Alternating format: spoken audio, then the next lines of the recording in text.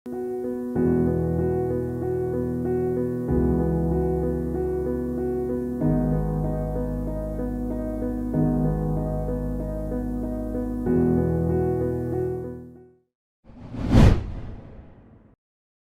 I am Vikrant Sharma. I did my graduation from BITS Pilani. मैंने RAS 2021 पे प्रथम स्थान प्राप्त किया है। ये मेरा दूसरा प्रयास था। इससे पहले मैंने 2018 में RAS में 688 रैंक प्राप्त की थी।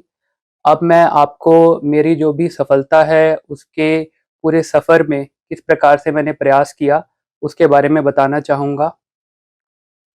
मैंने बिट्स पिलानी से ग्रेजुएशन करने के बाद 1 साल तक टाटा स्टील लिमिटेड में कार्य किया था। वहाँ पर काम करने के दौरान मुझे अनुभव हुआ कि मुझे प्रशासनिक सेवाओं में जाना चाहिए और वहीं पर मैंने निर्णय लिया कि मैंने यूपीएससी की तैयारी करने का निर्णय लिया। यूपीएससी के 2 अटेम्प्ट देने के बाद कुछ कारणों से मुझे लगा कि आरएएस जो है, क्योंकि स्टेट लेवल का एग्ज़ाम है, कंपैरेटिवली उसमें कम अनिश्चितताएँ हैं, तो मैंने उस पे फ़ोकस करने का निर्णय लिया। आरएएस के प्रथम प्रयास में मैंने केवल खुद पे निर्भर रहते हुए सारी तैयारी की और सेल्फ स्टडी को ही फ़ोकस में रखा, जिसकी वजह से कुछ कमियाँ मेरे प्रयास में रह गई और मैं जो सक्सेस मुझे मिलनी चाहिए थी, वो नहीं मिल पाई। हालाँकि मैंने इंटरव्यू फ़ेस किया।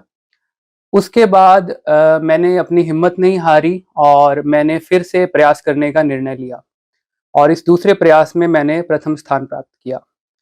अब मैं सिलसिलेवार बताना चाहूँगा कि मैंने किस प्रकार से अपनी जो स्ट्रैटेजी है उसको किया। सबसे पहली बात, अगर हम आरएएस में प्रीलिम्स की लेते हैं, तो प्रीलिम्स का जो वेटेज होता है उसमें काफ़ी वेटेज राजस्थान के पोर्शन का रहता है।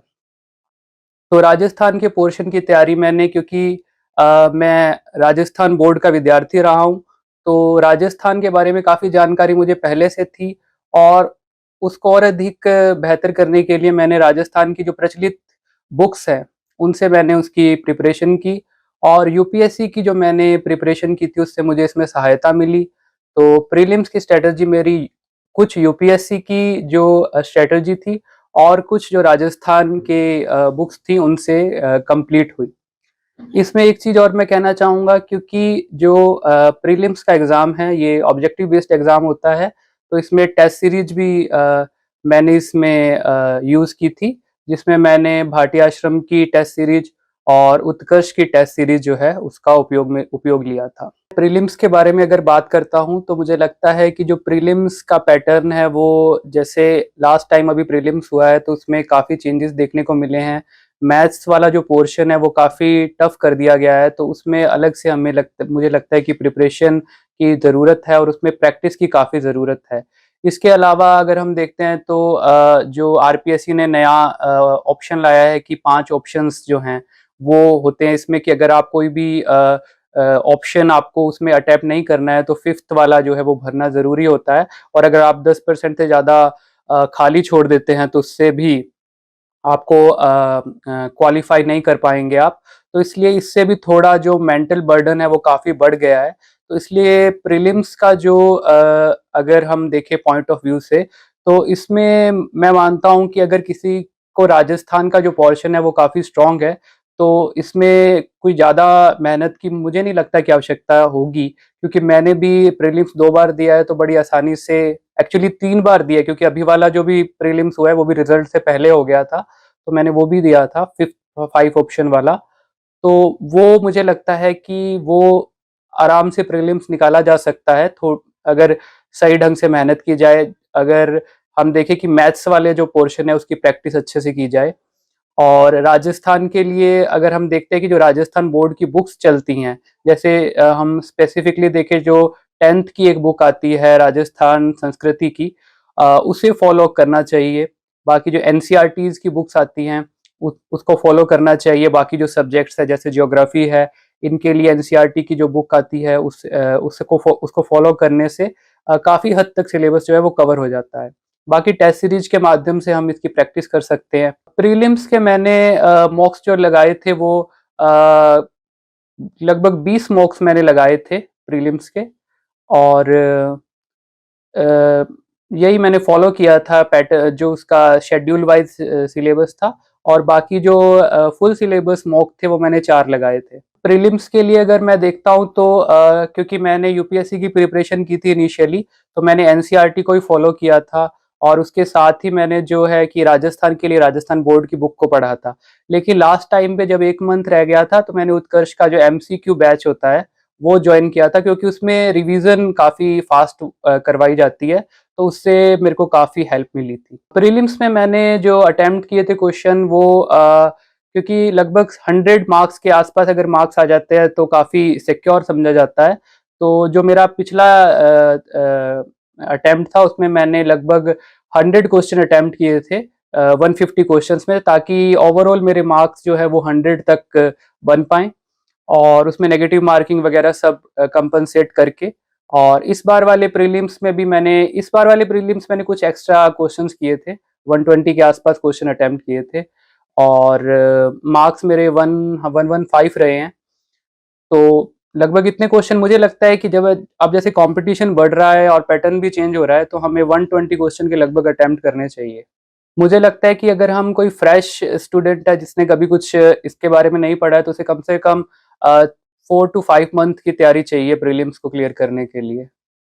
इसके बाद मैं बताना चाहूँगा कि जो मेंस का एग्ज़ाम है उसमें क्योंकि हमें रिटन जो क्वेश्चंस हैं वो अटेम्प्ट करने होते हैं। रिटन क्वेश्चन अटेम्प्ट करने में सबसे पहली बात तो यह है कि हमारे जो सिलेबस के टॉपिक्स हैं वो हम कहाँ से कवर करें।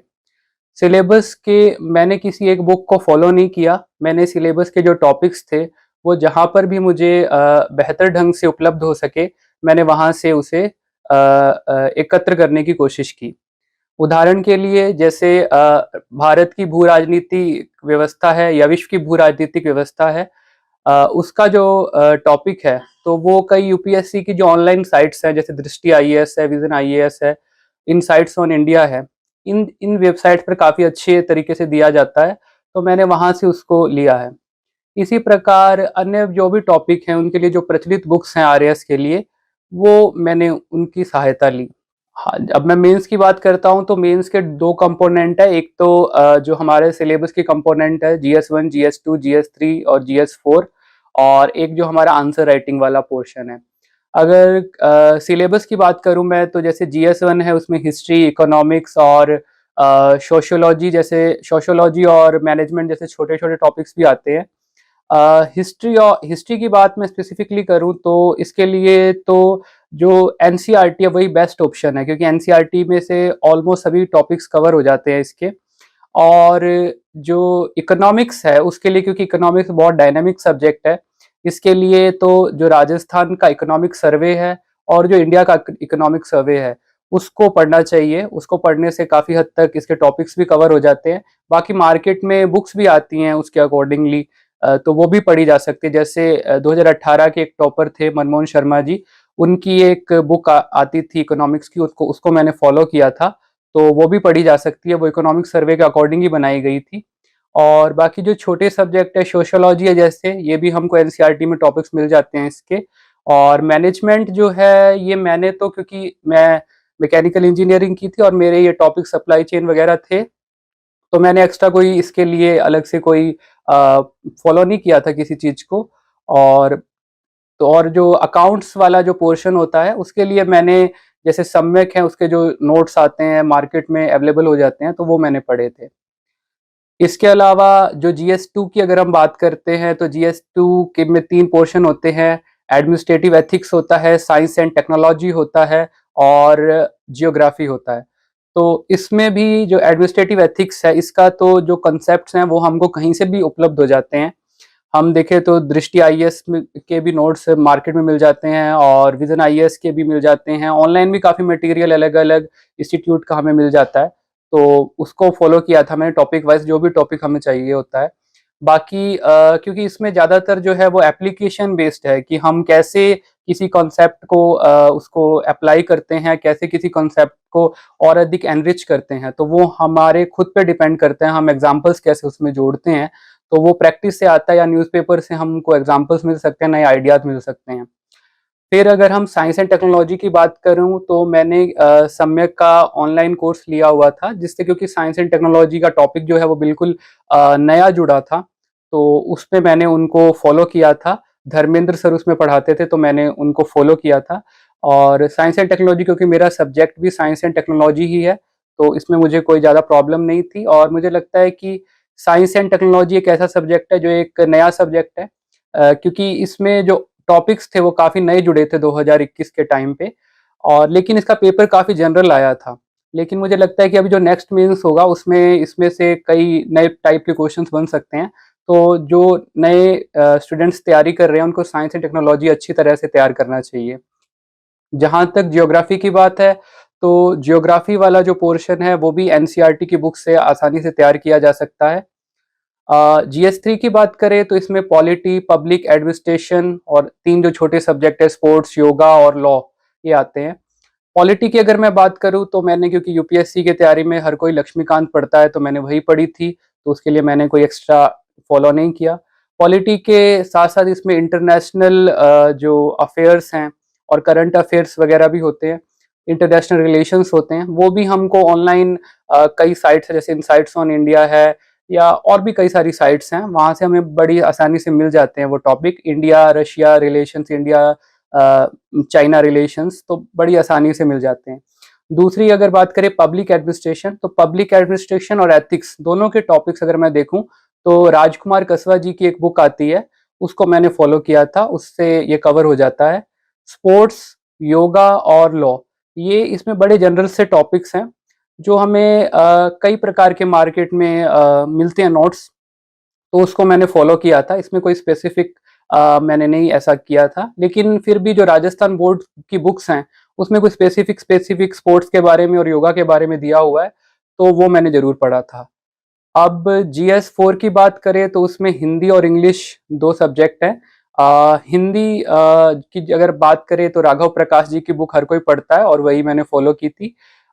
इंग्लिश में भी मैंने जो एक बुक आती है, मैं नाम अभी रिकॉल नहीं कर पा रहा हूँ, काफ़ी फेमस बुक है, आरएएस के लिए आती है, सबको पता है, मार्केट में काफ़ी फेमस है वो बुक, तो वो मैंने फॉलो की थी। और इन 2 बुक्स को ही मैंने आधार बना के अपना प्रिपरेशन की थी। इसके अलावा अगर हम आंसर राइटिंग की बात करें तो आंसर राइटिंग एक इम्पॉर्टेंट कंपोनेंट हो जाता है, और मुझे लगता है कि जो मेरा पिछला प्रयास था उसमें अगर मैं आंसर राइटिंग करता तो मैं पिछले प्रयास में ही सफल हो सकता था। और उसमें आंसर राइटिंग करने में ये है कि हमको नए-नए तरीके पता चलते हैं कि एक ही क्वेश्चन को हम कैसे अलग-अलग तरीकों से रिप्रेजेंट कर सकते हैं। तो मैंने जैसे हिस्ट्री की बात करूँ तो मैंने जो 5 नंबर का क्वेश्चन होता था, उसमें भी कंक्लूजन इंक्लूड करने का प्रयास किया था। हालाँकि बहुत कम वर्ड्स में लिखना होता है, 50 वर्ड्स में लिखना होता है, लेकिन मैंने उसमें भी कंक्लूजन लिखने का प्रयास किया था। शायद मुझे लगता है उससे मेरा आंसर जो है बाकी जो लोग हैं उनसे थोड़ा अलग हुआ होगा। इसके अलावा अगर बात करूँ आंसर राइटिंग में तो जैसे हिंदी इंग्लिश में है, हम कई टॉपिक्स है, कंपोजिशन है जैसे, तो वो जैसे-जैसे हम लिखते हैं तो हमें काफ़ी इम्प्रूवमेंट होता है। तो प्रैक्टिस इसमें काफ़ी इम्पोर्टेंट है। जी, मैंने आंसर राइटिंग के लिए ऑफलाइन भाटिया आश्रम में जो टेस्ट सीरीज थी, 2-3 महीने तक प्रीलिम्स का रिजल्ट आने के बाद से लेकर मेंस से 1 महीने पहले तक मैं वहाँ पर रहा था और मैंने वो ऑफलाइन रूप में वहाँ पे लिखी थी। जैसे यूपीएससी की तुलना में अगर हम आरएएस की बात करें तो इसमें करंट अफेयर तुलनात्मक रूप में उतना नहीं पूछा जाता कंपैरेटिवली, और देखें तो जो थर्ड GS 3 है उसमें एक टॉपिक आता है इंटरनेशनल रिलेशंस और करंट अफेयर्स और सब स्पोर्ट्स के रिलेटेड, तो इसमें कुछ-कुछ मात्रा में पूछा जाता है और मुझे लगता है कि इसमें इतना कोई वेटेज देने की ज़रूरत नहीं है। हमको जो जनरल अवेयरनेस वाली चीज़ें हैं वो हम सामान्य रूप से अगर हम न्यूज़पेपर में थोड़ा-सा भी देख लेंगे तो वो कवर हो जाता है। जैसे अभी लास्ट टाइम वाला जो मेंस था उसमें जो ये यूएई रिलेशन से रिलेटेड एक एग्रीमेंट हुआ था उसके बारे में पूछा गया था। वो काफ़ी फेमस एग्रीमेंट है कि अगर वो कई बार न्यूज़ में चलता ही रहता है। तो अगर हम न्यूज़पेपर को थोड़ा-सा भी पलट लेते हैं तो वो करंट अफेयर और आता भी ज़्यादा मार्क्स का नहीं है, तो हम उसमें मुझे नहीं लगता कि ज़्यादा फ़ोकस करने की ज़रूरत है। हाँ, यूपीएससी में ज़रूर करंट अफेयर्स का काफ़ी वेटेज रहता है। मैंने जो पहला मेरा प्रयास था उसमें मैंने जो आंसर लिखे थे वो बड़े सिंपल लिखे थे। जैसे जो क्वेश्चन की रिक्वायरमेंट थी मैंने बस वही उसका आंसर लिख दिया था। लेकिन अभी मैंने दूसरे प्रयास में जो प्रेजेंटेशन वाले पॉइंट्स है उस पे काफ़ी ध्यान दिया है। जैसे अंडरलाइन करना, जो इम्पोर्टेंट की पॉइंट्स है उनको अंडरलाइन करना, या फिर जो डार्क पेन होता है उसके माध्यम से उसको हाइलाइट करना, इस तरह के प्रयास मैंने किए थे। दूसरा, मैंने जो क्वेश्चन था उनको मोनोटोनस ना करके हर क्वेश्चन को अलग तरीके से रिप्रेजेंट करने की कोशिश की थी। जैसे एक क्वेश्चन में अगर मैंने फ्लो चार्ट बना दिया है तो दूसरे क्वेश्चन को मैंने पॉइंट्स के रूप में लिखा, तीसरे क्वेश्चन को मैंने पैराग्राफ के रूप में लिखा। वो डिपेंड करता है कि क्वेश्चन की रिक्वायरमेंट क्या है। कुछ क्वेश्चन पैराग्राफ में नहीं लिखे जा सकते और कुछ क्वेश्चन पॉइंट्स में नहीं लिखे जा सकते। वो हमारी जो वहाँ पे माइंड है वो उतना एक्टिव होना चाहिए कि कौन से क्वेश्चन को किस टाइप से हैंडल करना चाहिए। बहुत लोग इस बारे में भी एडवाइस लेते हैं कि कौन सा पेन यूज़ करना चाहिए। मुझे लगता है कि ये सबकी अपनी-अपनी पर्सनल चॉइस है। अगर मैं मेरी खुद की बात करूँ तो मैंने बटरफ्लो जो पेन है उससे सारे अपने जो एग्ज़ाम हैं उसी से लिखे थे, प्रैक्टिस मैंने उसी से की थी। लास्ट टाइम पे मुझे भी लगा था कि मुझे पेन चेंज करना चाहिए, लेकिन क्योंकि मैंने प्रैक्टिस उसी पेन से की थी तो मैंने उसी पेन से एग्ज़ाम जो अटेम्प्ट दिया था। नोट मेकिंग की अगर मैं बात करता हूँ तो मुझे लगता है कि ये हर किसी पे डिपेंड करता है। कुछ लोगों को बुक्स पे ही अंडरलाइन करना पसंद लगता है कि बुक में अंडरलाइन कर लेंगे, बुक में से पढ़ लेंगे। लेकिन मुझे पर्सनली ऐसे लगता है कि कुछ-कुछ टॉपिक्स जो होते हैं वो काफ़ी शॉर्ट होते हैं और काफ़ी मार्क्स उसमें से हमारे आ सकते हैं। तो ऐसे टॉपिक्स के हमें शॉर्ट नोट्स ज़रूर बनाने चाहिए और मैंने भी इन टॉपिक्स के शॉर्ट नोट्स बनाए थे ताकि जो लास्ट टाइम है उसमें हम उसको रिवाइज़ बड़ी आसानी से कर सकें। जैसे वर्ल्ड हिस्ट्री की बात करें तो उसमें फर्स्ट वर्ल्ड वॉर और सेकंड वर्ल्ड वॉर वाला टॉपिक है। तो वो बड़ा छोटा-सा टॉपिक है, अगर उसके हम रीज़न्स और ये सारे छोटे-छोटे नोट्स बना लेंगे फ्लो चार्ट के रूप में, तो जो लास्ट टाइम होगा जब हम एग्ज़ाम देने जाते हैं, तो उसमें रिवाइज़ कर लेंगे तो कई बार सीधा क्वेश्चन आ जाता है, तो पॉइंट्स अगर हमको याद होंगे तो बड़ी आसानी से लिख सकते हैं। मुझे लगता है कि इस एग्ज़ाम में जो सबसे बड़ी ज़रूरत है वो ये है कि हमें पेशेंस की काफ़ी ज़रूरत रहती है, कि हमें कभी भी, क्योंकि काफ़ी लंबा समय इसमें लगता है, 2 से 3 साल का समय लगता है, तो पेशेंस रखना बहुत ज़रूरी है, ये सबसे ज़रूरी बात है। इसके बिना तो इसमें कुछ भी नहीं हो सकता। और अगर हम बात करें कि क्या नहीं करना चाहिए, तो मुझे लगता है कि हमें बार-बार अपनी जो भी रणनीति है उसको बार-बार बदलना नहीं चाहिए। हम जो एक चीज़ को फ़ॉलो कर रहे हैं, उसी को दोबारा बार-बार करते रहना चाहिए।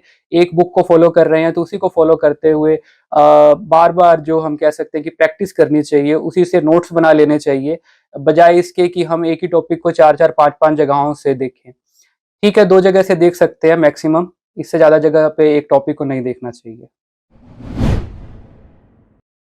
गंगानगर के केसरी सिंहपुर कस्बे की निवासी हूँ और जैसे कि एक मिडिल क्लास फैमिली की एक अ, बेटी होने के नाते मेरी आरंभिक शिक्षा वहीं से राजकीय स्कूल से 10वीं तक मैंने पढ़ाई की है। बिगिनर्स के लिए मैं ये कहना चाहूंगी कि जरूरी नहीं है कि हमको सेकंड रैंकर की तरह 7 साल 8 साल 9 साल 10 साल लगाने हैं। मुझको ऐसा लगता है कि आजकल जमाना क्विक लर्नर का है और क्विक रिजल्ट का भी है, तो आप ये भी नहीं कह सकते कि आरएस एक हथेली पे सरसों उगाने वाली एक पोस्ट है।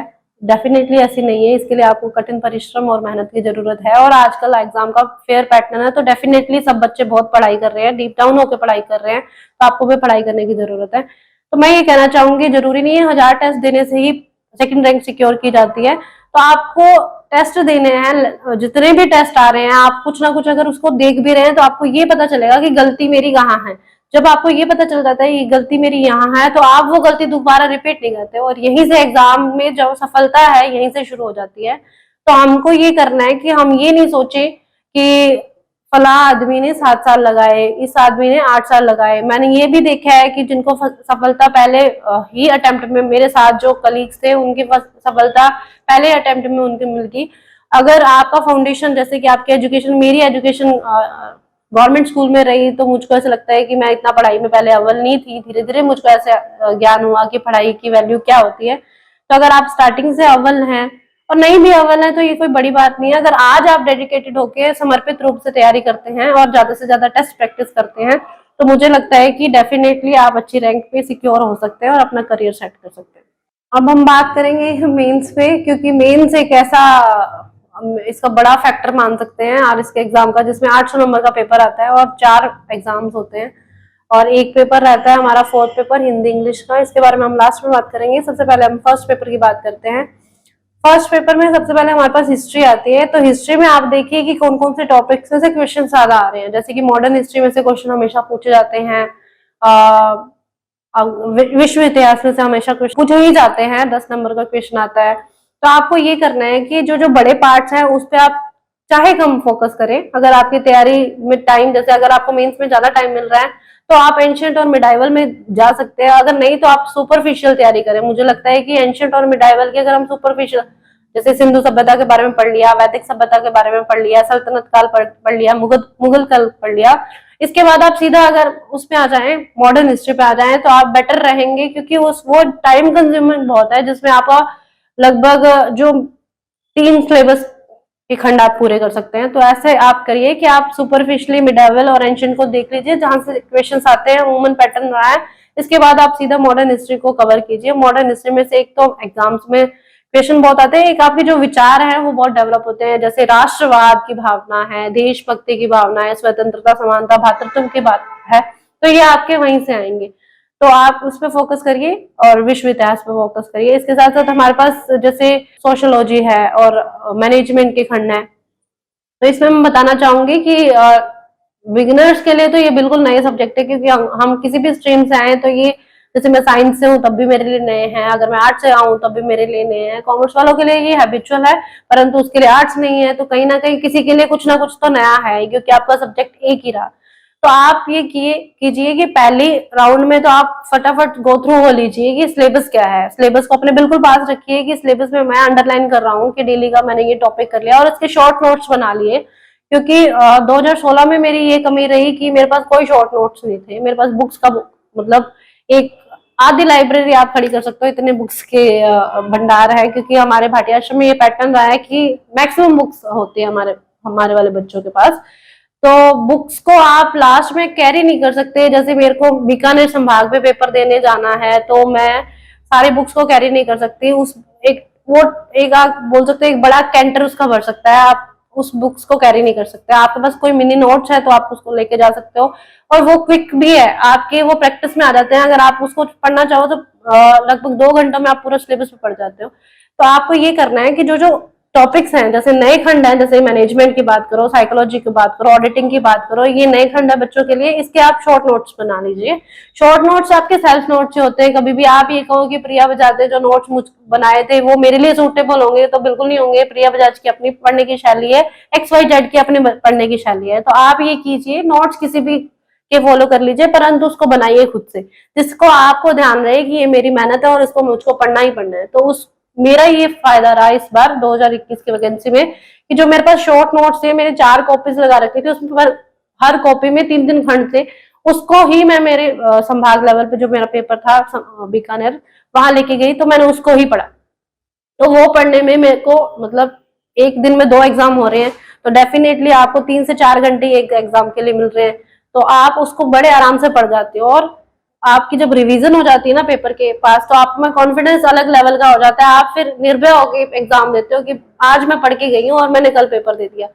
तो मेरी ये स्ट्रेटेजी रही कि इस बार मैंने नोट्स बनाए, और इसका आउटपुट भी मुझे डेफिनेटली मिला। पेपर फर्स्ट के लिए पहले तो मैंने एनसीईआरटी पढ़ी थी, और इस बार मैंने स्प्रिंग बोर्ड के नोट्स भी फॉलो किए। स्प्रिंग बोर्ड एक इंस्टीट्यूट है, उसके नोट्स फॉलो किए हैं। और जो सोशियोलॉजी है, साइकोलॉजी है, इसके लिए सम्यक के नोट्स भी मैंने पढ़े हैं, जिससे कि मेरी तैयारी में मुझको ऐसा लगा कि अगर आप किताबें पढ़ रहे हो, इसके साथ साथ मार्केट में क्या चल रहा है, क्योंकि आपने पूरे राजस्थान में बैठ के पेपर देना है। एक भाटिया आश्रम की टेस्ट सीरीज में आपको अव्वल नहीं आना, आपको तो पूरे राजस्थान में अव्वल आना है। तो आप देखिए कि दुनिया क्या पढ़ रही है। तो मुझको ऐसा लगा कि हमको देखना चाहिए डिफरेंट कोचिंग सेंटर्स में क्या क्या पढ़ाया जा रहा है। तो क्योंकि आजकल मल्टीटास्किंग का जमाना है, तो आपको देखना चाहिए कि मेरा कंपटीटर क्या पढ़ रहा है। तो मैंने सब कोचिंग के नोट्स, कुछ जो भी मुझे जैसे पतंजलि के नोट्स अच्छे लग रहे थे तो मैंने एथिक्स के वो नोट्स पढ़े हैं, या फिर मैंने स्प्रिंग बोर्ड के मुझको अच्छे लग रहे थे मैनेजमेंट के नोट्स, तो मैंने वो पढ़े हैं। तो मैंने नोट्स भी पढ़े हैं और मैंने बुक्स भी पढ़ी है, रेफरेंस बुक्स भी पढ़ी है। तो ये काफी फायदा रहा कि मैंने दोनों पढ़े, तो कहीं ना कहीं आउटपुट मिला मुझे। अच्छा, अब हम चलते हैं पेपर 2 की तरफ। पेपर 2 जो कि एक परिवर्तनकारी पेपर था। तो पेपर 2 में एक ज्योग्राफी है, और एक हमारे पास एथिक्स है, और एक हमारे पास साइंस है। ये 3 खंड है, और तीनों ही मुझको लगता है कि बहुत ही ज्यादा आप कह सकते हो कि एग्जाम में नंबर दिलाने वाले सब्जेक्ट जिनको कहा जाता है, क्योंकि 2018 में मैंने देखा कि मेरे 112 नंबर हैं, तो टॉपर्स के आसपास मैं बैठ रही हूँ और बहुत अच्छे नंबर हैं। मेरे को लगता है कि इस बार भी शायद मेरे भगवान की कृपा से और मेरी मेहनत से अच्छे होंगे नंबर।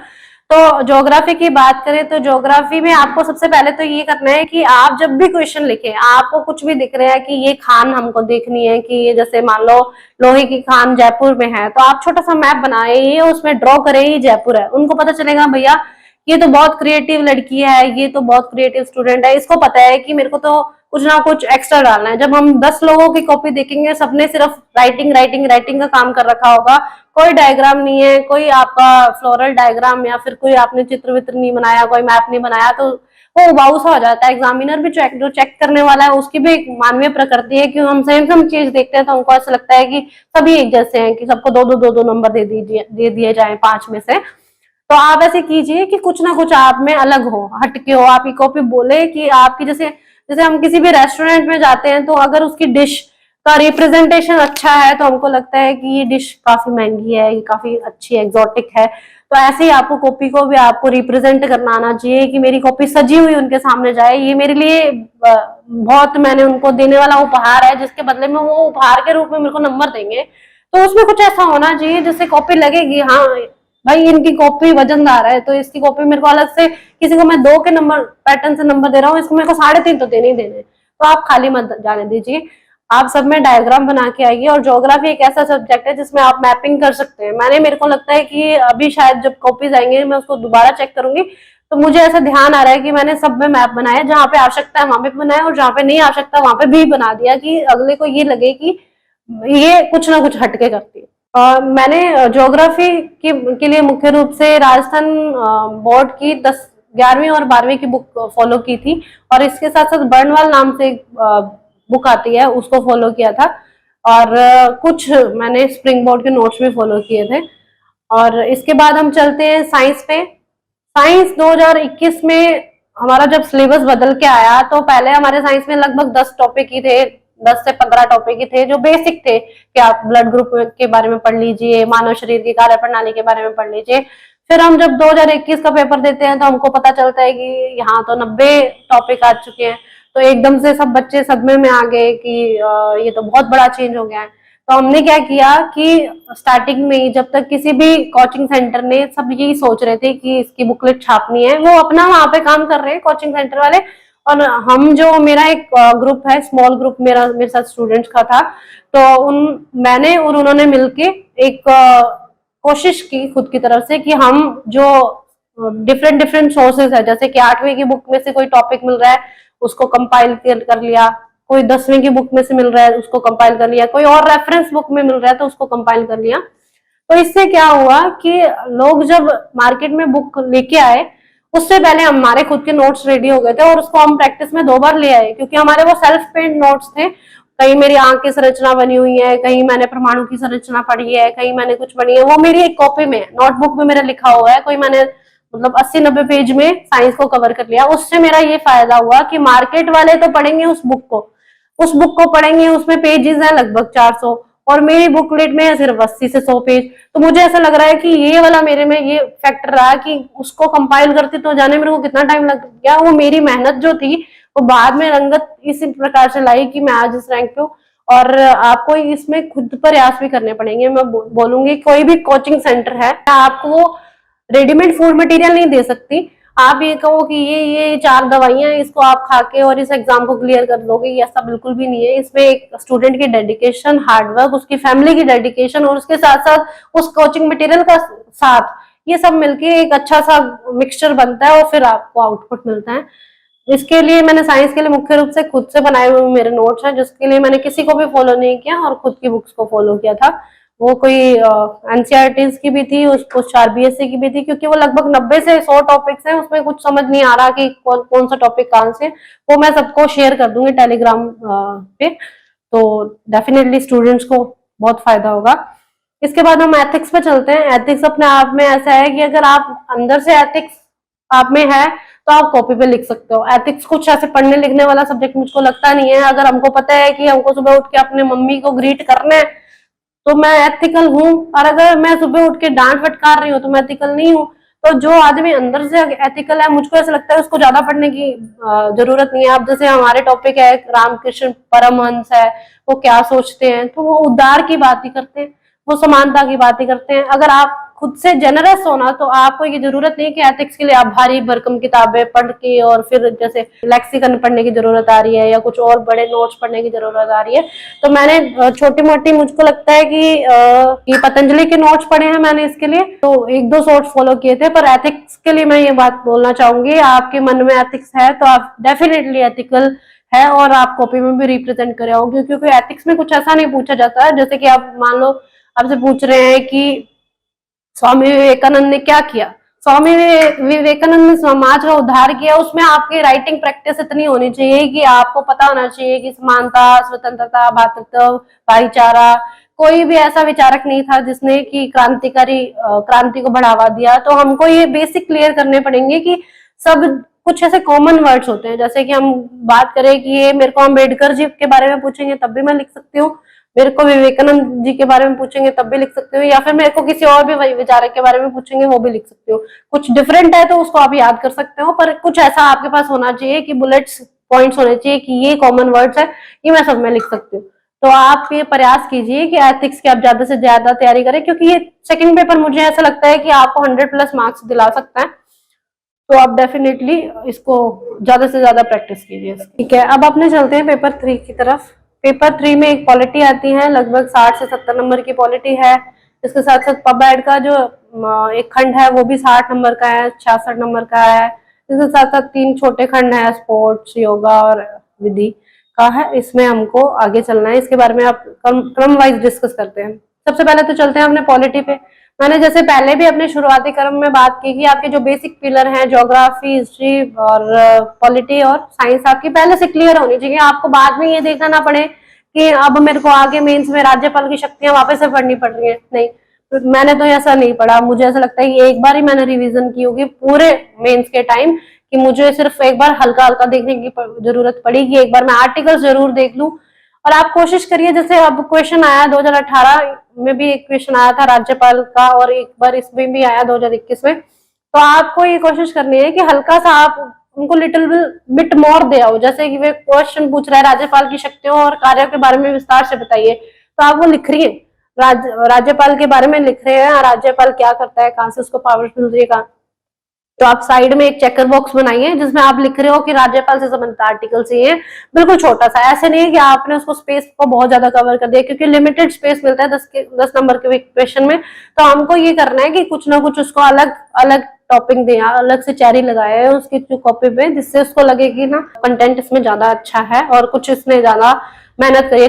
क्रिएटिविटी दिखनी चाहिए। मतलब कुल मिला के हम बात करें, जो ज्यादा क्रिएटिव है जो वो ज्यादा लीड करता है, और जो कम क्रिएटिव है वो लीक पे चल रहा है, शायद हो सकता है उसका कंटेंट बहुत अच्छा लगे, पर एग्जामिनर के पास डेफिनेटली इतना ज्यादा टाइम नहीं होता कि वो एक एक शब्द को आपके गुड़ तरीके से पढ़े। तो आपकी कॉपी में उभर के आना चाहिए कि ये फला चीज बहुत अच्छी है, तो वो खुद से चल के उसको 5 मिनट ज्यादा दे कॉपी को। पहले आप अपना रिप्रेजेंटेशन अच्छा करिए ताकि वो कॉपी में डीप डाउन होके उसको देख सके। इसके लिए मैं बताऊंगी कि पॉलिटी के लिए मैंने एम लक्ष्मीकांत की बुक स्टार्टिंग से ही फॉलो की थी।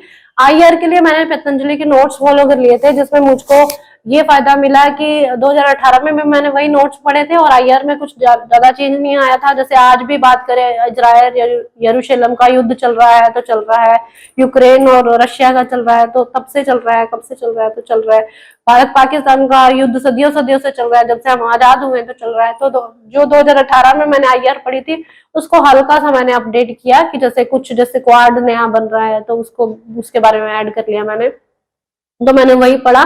तो यही कहीं ना कहीं मेरा प्लस पॉइंट रहा कि मेरी तैयारी बिल्कुल कंटिन्यू रही और मैं अच्छे मार्क्स गेन कर पाई। तो आप कोशिश ये करिए कि शॉर्ट एंड कंपाइल और स्वीट हो, और जैसे 5 क्वेश्चन, अगर छोटे क्वेश्चन 5 नंबर के आ रहे हैं तो उसमें आप कोशिश करिए कि 5 का थोड़ा पैटर्न अलग कर दीजिए। मेरे को ध्यान है इस बार जब मैं एग्जाम देने गई तो मैंने जैसे एक क्वेश्चन को बुलेट पॉइंट्स के रूप में किया, दूसरे को मैंने डायग्रामेटिकली कर लिया, मेरा कोई फ्लोरल डायग्राम है, तीसरे को मैंने सारणी से किया जिसको उसको लगे कि इसका अलग पैटर्न है, चौथा मैंने किसी और पैटर्न कोई मैप बना दिया। अगर कोई राजस्थान का क्वेश्चन है, कोई ज्योग्राफी से रिलेटेड क्वेश्चन है, कोई इश्यू से रिलेटेड, जैसे अगर मान लो अगर इजराइल का मेरे साथ कोई इश्यू आता है तो मैं हल्का सा वर्ड का मैप, तो आपको ऐसे कुछ आने चाहिए, वर्ड का मैप बनाया मैंने, बहुत छोटा सा, इतना सा मैंने मैप बनाया और उसमें मैंने इजराइल को शो कर दिया। तो उसमें आपकी क्रिएटिविटी भी दिख जाएगी, कुछ हटके भी दिख जाएगा और आपको नंबर भी अच्छे आ जाएंगे और आपका कंटेंट भी उभर के आएगा।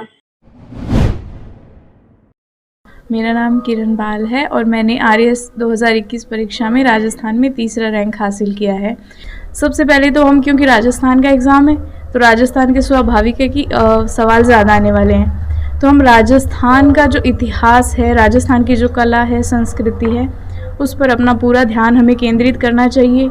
वही हमें पूरा एंड तक बेस बनाता है। इंटरव्यू तक भी हमें राजस्थान में से ही सवाल पूछे जाते हैं जो मैक्सिमम होते हैं, तो हमें राजस्थान पे बहुत ज़्यादा कंसंट्रेट करना है। प्रीलिम्स में राजस्थान की ज्योग्राफी पे बहुत ज़्यादा कंसंट्रेट करना है।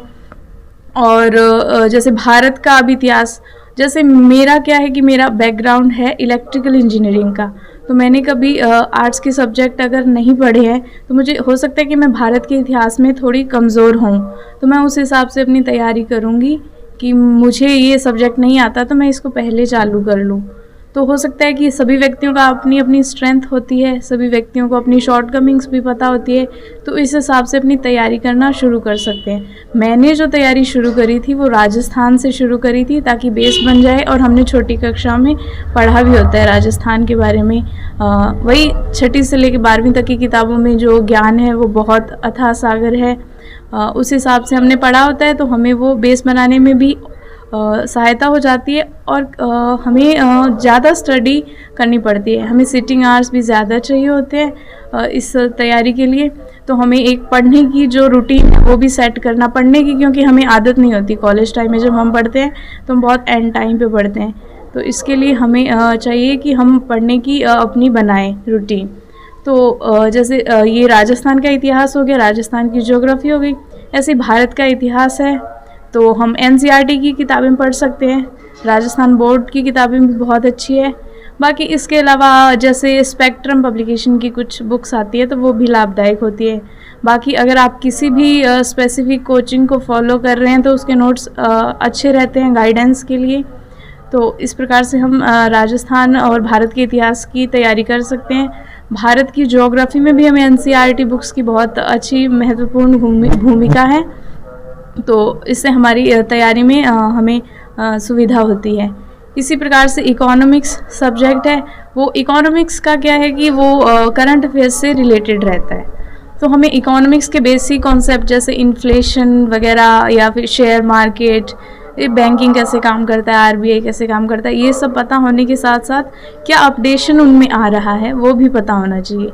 जैसे कि कोई नई स्कीम आ गई, या आरबीआई ने कोई मौद्रिक नीति में बदलाव किया है, कोई राजकोषीय नीति में बदलाव किया है, शेयर मार्केट कैसा चल रहा है आजकल, जैसे क्रिप्टो करेंसी इंट्रोड्यूस हो गई, तो वो है तो इकोनॉमिक्स का पार्ट, लेकिन वो करंट अफेयर्स से लिंक रहता है, तो हमें इस प्रकार से जोड़ के पढ़ना रहता है। अब सबसे महत्वपूर्ण हम मानते हैं कि जिसमें हम अच्छा स्कोर कर सकते हैं वो होती है राजस्थान की अर्थव्यवस्था। तो राजस्थान की अर्थव्यवस्था का जो महत्वपूर्ण पार्ट आता है वो हमारे राजस्थान का जब बजट घोषित होता है उससे पहले राजस्थान की आर्थिक समीक्षा जारी की जाती है। तो वो जो पुस्तक है वो बहुत ही ज़्यादा इम्पॉर्टेंट हो जाती है, क्योंकि हमारे सवाल सीधे आते हैं प्रीलिम्स में कि राजस्थान की जीडीपी क्या है, राजस्थान की प्रति व्यक्ति आय क्या है, राजस्थान में कृषि उत्पादन कितना है, किस प्रकार से महिला मृत्यु दर है, शिशु मृत्यु दर है, इस प्रकार के सवाल सीधे आते हैं। तो हमें अपना बहुत ज़्यादा कंसंट्रेशन करना है। राजस्थान का जो आर्थिक सर्वे रिलीज़ होता है सरकार की तरफ से ऑफिशियल, उस पर ये हमें बहुत हेल्प करेगा अपने प्रीलिम्स एग्ज़ाम के लिए। अब जिन व्यक्तियों ने अपनी ग्रेजुएशन में या स्कूल टाइम में मैथमेटिक्स और रीजनिंग पढ़ी रहती है उनके लिए एक फ़ायदा हो जाता है कि 20 लगभग सवाल आएंगे मैथमेटिक्स से, तो उनका फ़ायदा हो जाता है कि उनको उतना ज़्यादा उस पर ध्यान नहीं देना पड़ता है, या फिर वो एक बार रिवाइज़ कर लेंगे अपने पुराने कॉन्सेप्ट्स को तो उनका हो जाता है, सवाल सही होने की संभावना ज़्यादा हो जाती है। लेकिन जिन बच्चों ने, स्टूडेंट्स ने नहीं पढ़ा रहता है, मैं उनको सलाह दूंगी कि वो साथ के साथ अगर मान लो कि हिस्ट्री पढ़ रहे हैं तो एक प्रश्नावली या एक टॉपिक कोई भी वो उस मैथमेटिक्स या रीजनिंग के टॉपिक से एक दिन में कर सकते हैं, तो वो हमें ये भी नहीं लगेगा कि हमारा मैथमेटिक्स का बहुत ज़्यादा हार्ड कोई टॉपिक है और हमारा प्रेपरेशन भी साथ ही साथ ही हो जाएगी। तो हमें इस पे अच्छे से कंसंट्रेट करते हैं। बाकी इंडियन पॉलिटी आती है, तो इंडियन पॉलिटी एक ऐसा सब्जेक्ट है जो हमें हर स्तर पर हमारे काम आएगा, हमारी लॉजिक डेवलप करने के भी काम आता है, हमें ऐसे लिखने में भी काम आता है। तो हम पॉलिटी को इस हिसाब से पढ़ें कि हम उसका हर एक मतलब लाइन के पीछे क्या अर्थ हो सकता है, संविधान के इतिहास में जाने से लेकर वर्तमान में क्या सुप्रीम कोर्ट के भी क्या निर्णय आ रहे हैं, सरकार के भी क्या निर्णय आ रहे हैं, तो हमें पॉलिटी को बहुत ही अच्छे से पढ़ना है।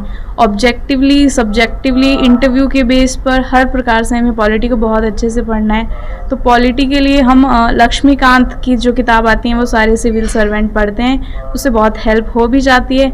बाकी आप अपने जो भी सोर्स फॉलो कर रहे हैं, किताबों में दिया हुआ है राजस्थान बोर्ड की किताबों में, तो वो फॉलो कर सकते हैं। तो इस प्रकार से हम अगर मोटा मोटा देखा जाए तो प्रीलिम्स का एग्ज़ाम इस प्रकार से हम कर सकते हैं। और करंट अफेयर्स आते हैं पिछले 1 साल के लगभग 6 महीने का, जिसमें बहुत ज़्यादा इंटेंस हमें पढ़ना चाहिए। और उससे पहले के करंट अफेयर हैं उनको हम थोड़ी सरसरी नज़र से देख लें तो सही रहता है। तो अगर कोई व्यक्ति इसको पूरे अपनी निष्ठा से फॉलो करता है तो उसका प्रीलिम्स एग्ज़ाम तो हो जाता है, आसानी से हो जाएगा। और बाकी कॉन्फिडेंस अपने को रखना ही है पेपर में। अब हम आते हैं नेक्स्ट स्टेज पे, मेंस का। मेंस में ये रहता है कि हमारा रिटन एग्ज़ाम होता है, 15 मार्क्स के 15 वर्ड्स का क्वेश्चन आता है, फिर 50 वर्ड्स के क्वेश्चन आते हैं, 100 वर्ड्स के क्वेश्चन आते हैं। तो ये RS परीक्षा हमसे ये मांगती है कि हमें नॉलेज, तो सब बच्चे पढ़ते हैं तो नॉलेज तो है, लेकिन हम अपना कितना नॉलेज उस कॉपी पर उतार पाए हैं। तो अगर 15 वर्ड्स में वो कोई परिभाषा पूछ रहा है तो हमारे शब्दों का चयन इस प्रकार से होना चाहिए, जो हमें सीमा दी गई है लिखने की 3 लाइन की, उसमें इस प्रकार से लिखा जाए कि हम अपना मैक्सिमम ज्ञान उसमें उकेर सकें। तो ये हो जाती है कला। और ये कला किस प्रकार से आएगी, अगर हम बार बार प्रैक्टिस करें लिखने की। तो जब लिखने की हम प्रैक्टिस करते हैं तो उससे हमें समझ आ जाता है कि हमने क्या पढ़ा था और हमने कितना दिया है कॉपी में। तो ऐसे ही 50 वर्ड्स में रहता है और ऐसे ही 100 वर्ड्स में रहता है कि हमें अपना जैसे 100 वर्ड्स के क्वेश्चन का क्या रहता है कि उसमें हमारे पास ऑप्शन है कि हम उसमें चीज़ें ऐड कर सकते हैं। 15 वर्ड्स और 50 में तो नहीं कर पाएंगे, लेकिन उसमें हम मैप बना सकते हैं, फॉर्मेटिंग किस प्रकार से कर सकते हैं, बुलेट्स पॉइंट डाल सकते हैं, एरो लगा सकते हैं। इंट्रोडक्शन से हमें कोई भी क्वेश्चन का आंसर देना शुरू करना चाहिए 100 वर्ड्स में। फिर उसके बाद जैसे किसी चीज़ की विवेचना कीजिए अगर आ गया तो हम उसके बारे में लिखेंगे, उसका महत्व लिखेंगे, उसके लाभ लिखेंगे, हानि लिखेंगे, क्या कमियां हैं दूर की जा सकती है, क्या कुछ प्रयास किए गए हैं, और अंत में एक निष्कर्ष लिखना बहुत ज़रूरी होता है। ठीक है, ये तो है मोटा मोटा बेसिक मेंस का। अब इसमें मेंस में हमारे सब्जेक्ट्स क्या होते हैं कि कुछ ऐड हो जाते हैं प्रीलिम्स में। जैसे कि पहला है एथिक्स, जिसका कि बहुत इम्पॉर्टेंट रोल है, जो कि बहुत बड़ा आता भी है, लगभग 60 से 70 का आता है। तो एथिक्स के लिए हम अपने किसी भी कोचिंग का सोर्स भी ले सकते हैं, गूगल की सहायता भी ले सकते हैं, यूट्यूब पे बहुत अच्छे अच्छे कंटेंट अवेलेबल हो जाते हैं, चैट GPT का यूज़ कर सकते हैं। तो एथिक्स में हमें बहुत अच्छे से तैयारी करनी है, क्योंकि वो बहुत स्कोरिंग भी है, क्योंकि उसमें सवाल भी सीधे ही आते हैं। और फिर आता है एक पब्लिक एडमिनिस्ट्रेशन। एक सिविल सर्वेंट होने के नाते हमसे ये उम्मीद की जा सकती है कि हमें बेसिक आइडिया हो कि प्रशासन में किस प्रकार कार्य होता है, प्रशासन के क्या लक्ष्य होते हैं। तो ये सब पब्लिक एडमिनिस्ट्रेशन में हमसे पूछा जाता है। तो पब्लिक एडमिनिस्ट्रेशन बहुत ही स्कोरिंग सब्जेक्ट है और बहुत इंटरेस्टिंग सब्जेक्ट भी है, क्योंकि हमें आगे भविष्य में काम आता है। तो हमें इसको अच्छे से पढ़ना चाहिए और इसमें फिर से 60 से 70 नंबर के सवाल आएगा। तो ये हम इसमें अच्छे से तैयारी करनी चाहिए। फिर जो इंडियन पॉलिटी जो प्री में आती है उसको किस प्रकार से हमने सब्जेक्टिव बेस पे लागू करना है, किस प्रकार से करंट से जोड़ के भी सवाल आते हैं, विश्व पॉलिटी से जोड़ के भी सवाल आते हैं। तो वो हमें पॉलिटी की तरफ भी अच्छा ध्यान देना है। फिर उसके बाद हमारे आते हैं छोटे सब्जेक्ट्स, जैसे सोशियोलॉजी है, ऑडिट्स एंड अकाउंट्स है, स्पोर्ट्स योगा है, और क्या है, लॉ है, बिहेवियर है, और 1-2 सब्जेक्ट्स और हैं जो कि 20 मार्क्स के होते हैं, जो कि बहुत छोटे, जिनका कंटेंट बहुत ही छोटा छोटा था, हम उनको आसानी से पढ़ सकते हैं। और हमें उनका रिवीजन इस प्रकार से करना है कि वो हमें अच्छे से याद हो जाएं, और जब हम उनके उत्तर सॉल्व कर रहे हैं तो हमें कुछ सोचने की भी आवश्यकता नहीं पड़े। जैसे लॉ में क्या आएगा, डेफिनेशन आएगी, तो हम डेफिनेशन को बहुत अच्छे से लिखें, क्योंकि उसमें से बड़ा सवाल आते नहीं है। जो छोटे सब्जेक्ट्स हैं तो उसमें छोटे सवाल ही आते हैं, तो हमें वो बहुत अच्छे से लिखने होते हैं। हम ऑनलाइन रिसोर्सेज पे बात करते हैं कि ऑनलाइन हम क्या पढ़ सकते हैं। तो ऑनलाइन बहुत अच्छे, यूट्यूब पे बहुत अच्छा कंटेंट है, गूगल पे बहुत अच्छा कंटेंट है। इसमें हम क्या कर सकते हैं कि जैसे हमने पॉलिटी का कोई मुद्दा पढ़ा, कि हमने जैसे कोई केस पढ़ा, जैसे केशवानंद भारती केस पढ़ा, जिसमें हमको संविधान की फंडामेंटल व्याख्या करता है, उसको हम चेंज नहीं कर सकते। तो हम ऐसा देख सकते हैं कि सुप्रीम कोर्ट ने सो एंड सो क्या रिसेंट टाइम्स में क्या किया होगा, कि हम इसको ऐड करके अपने आंसर को ज़्यादा प्रभावशाली बना सकते हैं।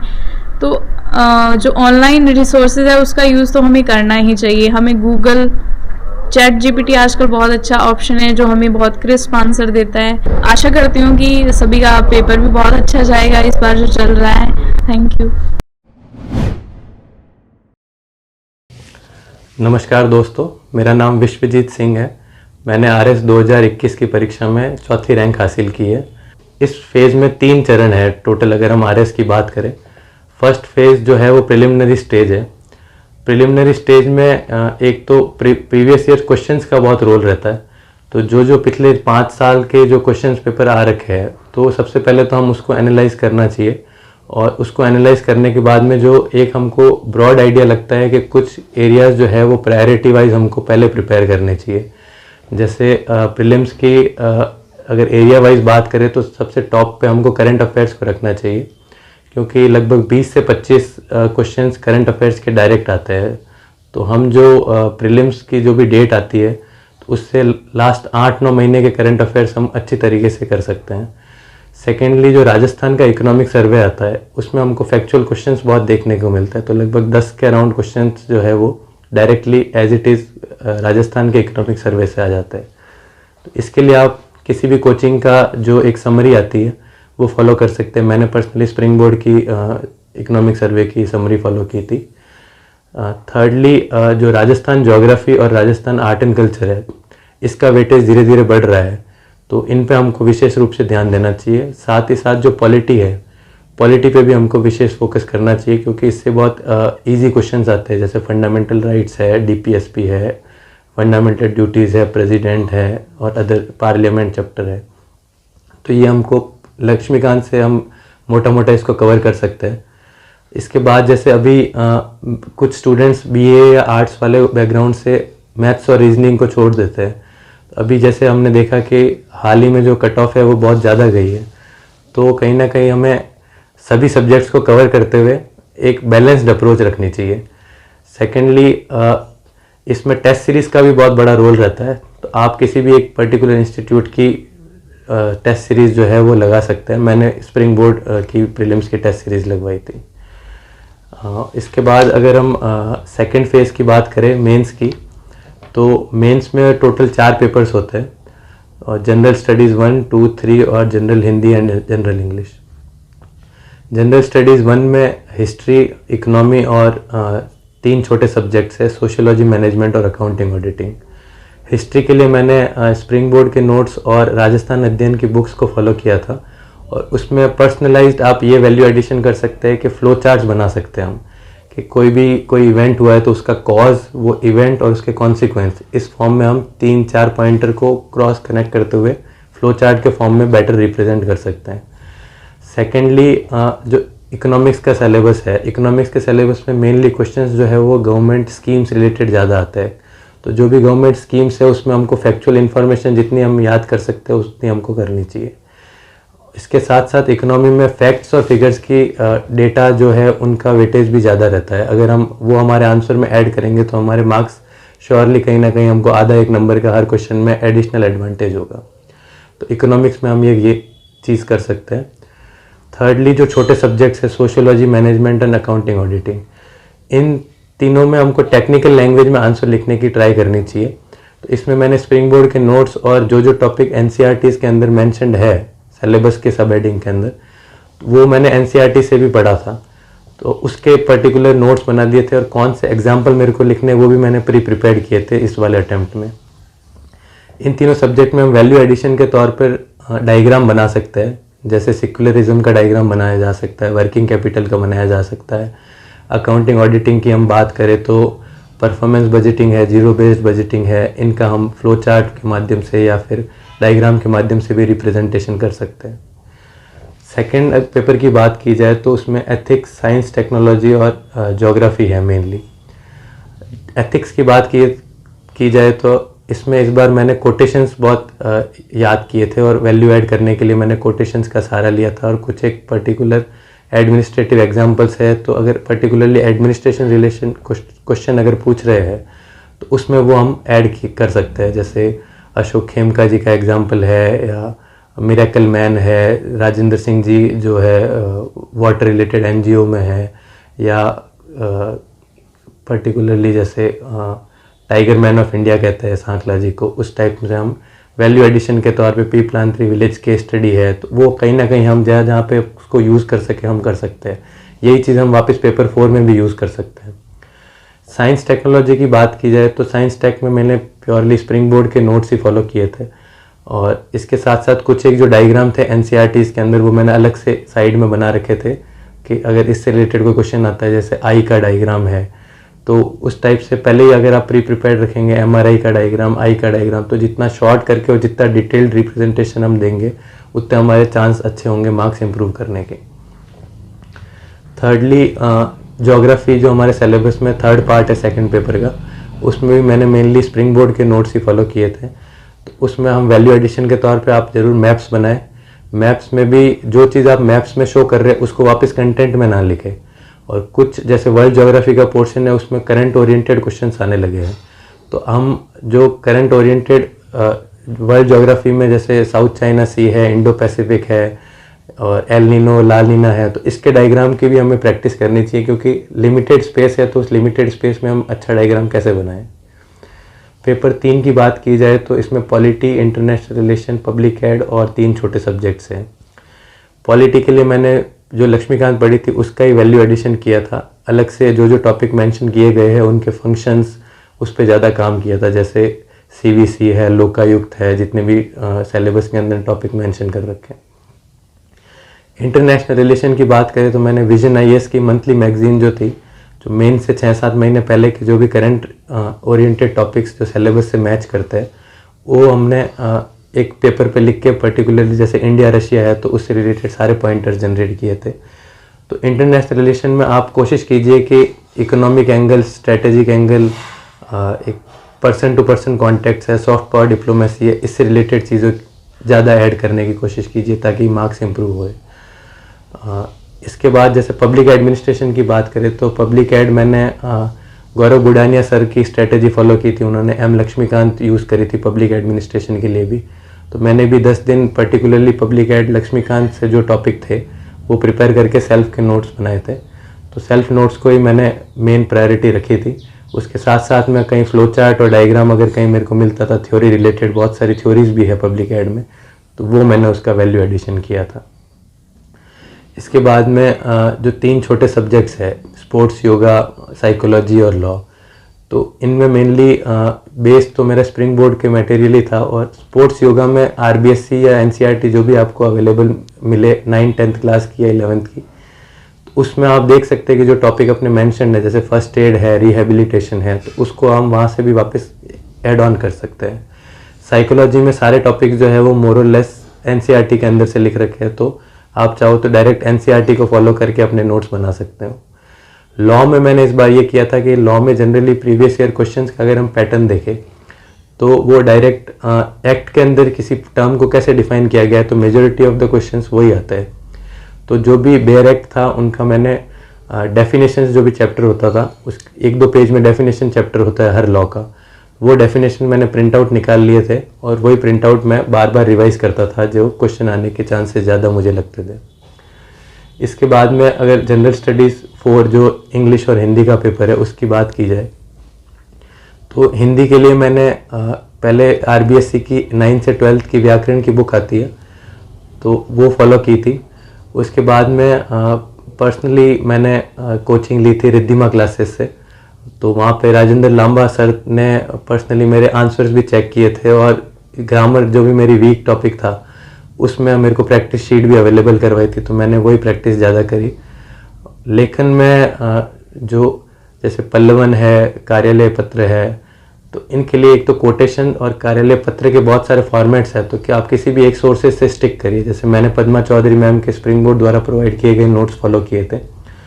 फिर उसके बाद में जो इंग्लिश की अगर हम बात की जाए तो इंग्लिश में ग्रामर के लिए मैंने ललित शर्मा सर के नोट्स फॉलो किए थे, और जो आंसर राइटिंग वाला पोर्शन है कॉम्प्रिहेंशन वाला, उसमें मैंने आंसर लिख लिख के जब भी मेरे को टाइम मिलता था मैं कुछ ना कुछ उसमें वैल्यू एडिशन कोड्स के माध्यम से या फैक्ट्स के माध्यम से कुछ एक पर्टिकुलर टॉपिक्स जैसे जिसकी प्रोबेबिलिटी हाई रहती है आने की, जैसे एग्रीकल्चर है, सोशल मीडिया है, शिक्षा है, हेल्थ है, तो इससे रिलेटेड जो भी टॉपिक्स है वो हिंदी में निबंध में भी आ सकते हैं और इंग्लिश में भी आ सकते हैं।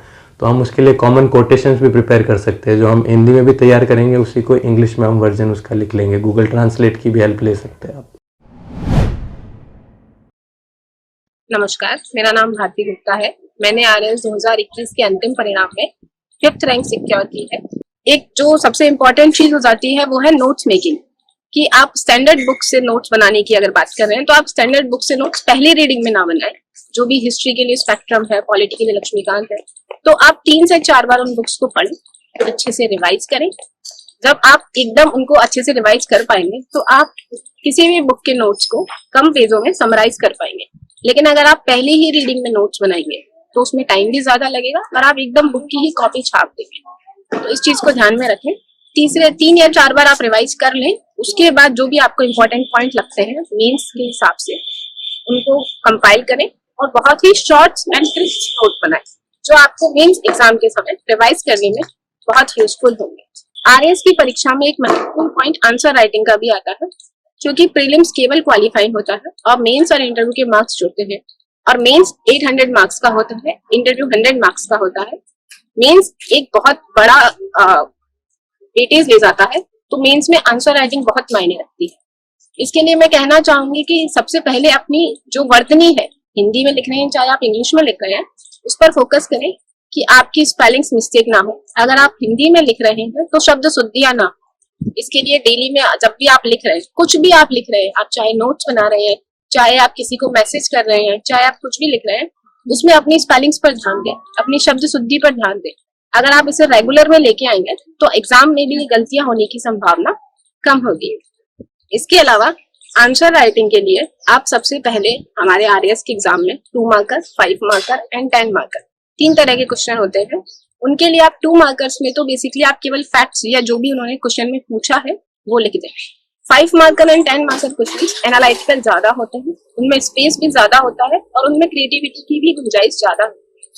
मोनोटोनस ना रहकर अलग अलग तरीके से 5 मार्कर क्वेश्चन में अपने डायग्राम्स को शो करें। जैसे मैंने किसी क्वेश्चन में डायग्राम को शो किया है, तो अगले टाइप के क्वेश्चन में मैंने उसे बुलेट पॉइंट्स में लिखा है। नेक्स्ट क्वेश्चन में मैंने अगर कोई अंतर पूछा है तो मैंने उसे टेबल बना के दिखाया है। तो एग्जामिनर के पास आपकी कॉपीज आएगी, आपको अपनी कॉपी के माध्यम से ही रिप्रेजेंट करते हैं, तो उसे भी कॉपी मोनोटोनस ना लिखें। दूसरी चीज है कि जब भी आप आंसर लिखें तो अपने आंसर को किसी कोचिंग से या किसी टेस्ट सीरीज के चेक करवाने से पहले आप खुद रिव्यू करें। आप खुद देखिए कि आप उसको कितना बेहतर और तरीके से लिख सकते हैं। अगर आप एक क्वेश्चन को 2 से 3 तरीके से लिखने की कोशिश करेंगे, तो प्रेजेंटेशन में, मैं रिप्रेजेंटेशन की बात करती हूँ, अगर आप रिप्रेजेंट उसको 2 से 3 तरीके से बोलने की कोशिश करेंगे, तो आपको लगेगा कि हाँ, इसको इतने अच्छे तरीके से ऐसे रिप्रेजेंट किया जा सकता है। इसके बाद आप जो भी मैप्स बना रहे हैं या फ्लो चार्ट बना रहे हैं, इसको एक बॉक्स में जरूर बंद कर दें और इसके नीचे इंडिकेशन दे दें कि ये किस चीज का मैप है या ये क्या दिखा रहा है। ऑल्दो ये सेल्फ एक्सप्लेनेटरी होता है, लेकिन अगर आप इस चीज को, ये माइन्यूट डिटेल्स हैं जो बहुत यूजफुल होती है, अगर आप इसको बॉक्स में बंद करेंगे और ये शो करेंगे कि हाँ, ये मैप है, ये डायग्राम है, ये इस चीज के लिए बनाया गया है, तो वो एग्जामिनर को जरूर इंप्रेस करेगा और बाकी स्टूडेंट से आपको एक एज दिलवाएगा। तैयारी के दौरान एक सोशल मीडिया का भी एक इम्पोर्टेंट रोल हो जाता है कि लोग पूछते हैं कि सोशल मीडिया यूज करना चाहिए या नहीं करना चाहिए, कट डाउन करें तो कैसे कट डाउन करें। मैं अपनी बात करूं तो जब तक मेंस एग्जाम नहीं हुआ था, मेंस 2021 का एग्जाम, तब तक मैंने इंस्टाग्राम इंस्टॉल नहीं किया हुआ था। उसके बाद मेंस के बाद मैंने सोशल मीडिया पर अपने आईडी क्रिएट किए, अपने अकाउंट्स क्रिएट किए हैं। तो आप भी ऐसा कर सकते हैं, जो भी सोशल मीडिया डिस्ट्रैक्शंस हैं उनसे अभी तैयारी के दौरान दूर रहिए। उसके बाद जब आप एक बार सेलेक्ट हो जाएंगे तो उसके बाद आपके पास बहुत एम्पल टाइम भी होगा, आपके पास बहुत एम्पल क्रिएटिविटी भी होगी जो आप अपने अकाउंट्स पर दिखा सकते हैं। अभी आप सोशल मीडिया अकाउंट्स से दूर रहिए, यही मेरी सलाह रहेगी। बाकी इंटरनेट का उपयोग आप अपनी बेहतरी के लिए करें, रिसोर्सेज के लिए करें। जैसे अगर आप जयपुर में नहीं है या आप दूर बिना कोचिंग के सेल्फ स्टडी कर रहे हैं, तो आप ऑनलाइन रिसोर्सेज को इंटरनेट के माध्यम से देख सकते हैं, पा सकते हैं। अपनी टेस्ट सीरीज जो है वो ऑनलाइन दे सकते हैं। जो भी रिसोर्सेज मार्केट में चल रहे हैं वो आपको ऑनलाइन मिल जाएंगे, तो आपकी तैयारी में ये आपको एक एज दिलवाएगा। तो मैं ये कहना चाहूंगी कि इंटरनेट का उपयोग आप बेहतरी के लिए करें, ना कि अपनी स्टडी को हैम्पर करने के लिए करें।